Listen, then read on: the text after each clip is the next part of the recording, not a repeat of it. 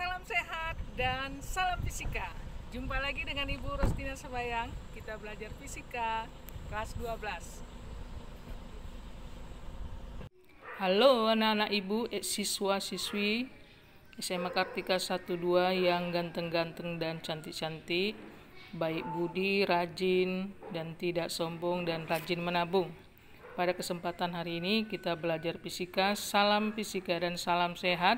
Judul materi kita adalah induksi elektromagnetik. Itu kita masuk ke bab 4. Ya. Apakah kamu senang mendengar musik?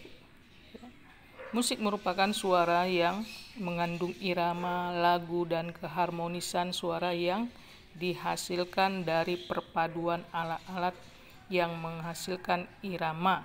Salah satu alat musiknya adalah gitar listrik. Gitar listrik adalah gitar yang dapat dibunyikan dengan menggunakan tegangan listrik untuk mengubah bunyi atau getaran dari string gitar menjadi arus listrik yang dikuatkan oleh seperangkat amplifier dan loudspeaker. Getaran yang dihasilkan dari senar akan merambat dan bergabung dengan medan magnet yang ada di bagian atas pick up-nya. Ya. Medan magnet tersebut dihasilkan dari magnet dan kumparan di sekitar magnet yang dialiri arus listrik. Getaran yang dihasilkan senar akan dirubah menjadi getaran listrik. Gitu ya cara kerja dari gitar listrik. Kita masuk sub pokok bahasannya mengenai gaya gerak listrik induksi atau disingkat dengan GGL induksi. Ya. Jadi besar dari GGL induksi bergantung pada laju perubahan flux dan lilitan pada kumparan. Secara matematis ini rumuskan epsilon sama dengan min n d flux per dt. Ini d flux per dt ini adalah turunan. Keterangannya adalah epsilon itu GGL induksi, satuannya pol, n jumlah lilitan, flux magnetik satuannya Weber. Ya. Jika flux magnetiknya waktunya konstan, maka rumusnya menjadi GGL atau epsilon sama dengan min n delta flux per delta T. Delta itu adalah perubahan flux, ya. Sedangkan delta T adalah perubahan waktu. Kamu hafal ya rumusnya, Nak. Kita ambil contoh soalnya dari buku Grapindo halaman 91 nomor 3. Kumparan terdiri dari 1200 lilitan, berarti ini N-nya berada dalam medan magnetik. Apabila pada kumparan terjadi perubahan flux magnetik yaitu 2 kali 10 pangkat min 3 Weber setiap detik, berarti ini adalah delta flux dan delta flux per delta T. Ini ya 2 kali 10 pangkat min 3. Maka besarnya GGL induksi yang timbul pada ujung-ujung kumparan adalah pilihannya ini.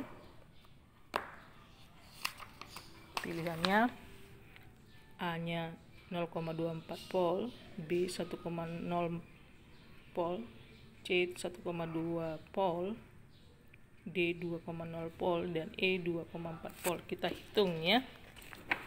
Pertama kita buat dulu diketahui. Tadi diketahui lilitannya adalah 1200 lilitan. Lalu tadi delta flux per delta T yang langsung diketahui ya. Itu 2 kali 10 pangkat min 3 Weber per detik atau sekon. Ditanya adalah epsilonnya, GGL-nya. Jawab. Berarti ini adalah flux magnetik konstan terhadap waktu ya rumusnya ya. Epsilon sama dengan N delta flux per delta T. Yaudah, tinggal masukkan nilainya. 1200 kali 2 kali 10 pangkat min 3. Ini nolnya 2, ini min 3 jadi min 1. 12 kali 2, 4 kali 10 pangkat min 1. Kalau dia pangkat min 1, bilangan 1, ini usahakan hilang ya. Jadi supaya hilang 10 pangkat min 1, ini menjadi 2,4 volt. Itu dia hasilnya. Gampang kan? Untuk lebih kamu paham, Ibu kasih satu contoh kasih latihan satu soal aja dari buku Grapindo juga, halaman 92 nomor 11. Ini dia. Saya bacakan. Sebuah kumparan memiliki luas penampang 20 cm² dan jumlah lilitan 1000 lilitan. Flux magnetik yang menembus penampang kumparan selalu berubah sebesar 0,05 Weber dalam waktu 1 sekon. Pertanyaannya, besarnya GGL induksi yang dihasilkan oleh ujung-ujung lilitan kawat pada kumparan tersebut adalah A 25 volt, B 50 volt, C 75 volt, D 80 volt, E 100 volt. Itu dia latihannya. Nanti kamu cari di seli-seli, hasil akhirnya kamu tulis di komen ya, tulis nama dan kelas ya, supaya nanti ibu bisa cek kamu sudah ngerjakan atau enggak. Oke, sekian dulu dari Ibu Rosdina Sebayang. Semoga ini bermanfaat bagi kamu dan kamu semakin pintar dan semakin rajin.